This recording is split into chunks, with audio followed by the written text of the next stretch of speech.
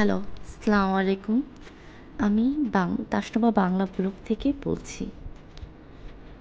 এই তো আপনারা সবাই ভালো আছেন? আমিও আলহামদুলিল্লাহ ভালো আছি। তো এটা আমার দ্বিতীয় ব্লগ। তো আপনাদের সাথে আমি আমার ছাদ বাগানের কিছু সবজির অংশ আপনাদের সাথে শেয়ার করছি। এরপর আজকে আমি কিছু সবজি কাটতে আসছি।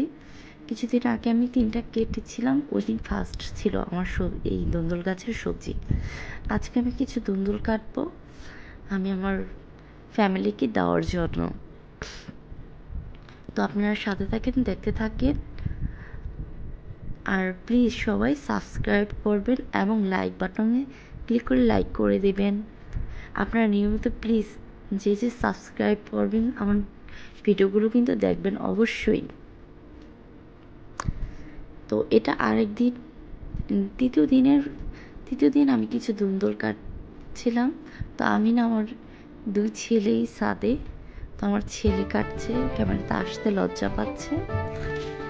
এই তো আলহামদুলিল্লাহ, কিন্তু মাশাআল্লাহ এবং আলহামদুলিল্লাহ দুটোটাই বলবেন আমার ছাদ বাগানের জন্য।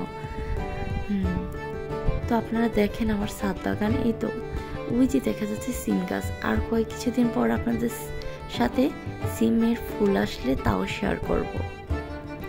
আমার ছাদ বাগানে আরও অনেকগুলো গাছ আছে, আপনারা যদি দেখতে চান তাহলে অবশ্যই দেখাবো। এই যে দেখেন টমেটো গাছটা ফলে এসেছে। আর এই যে কিছু দেখতে পাচ্ছেন ড্রাগন গাছের ডাল লাগিয়েছি।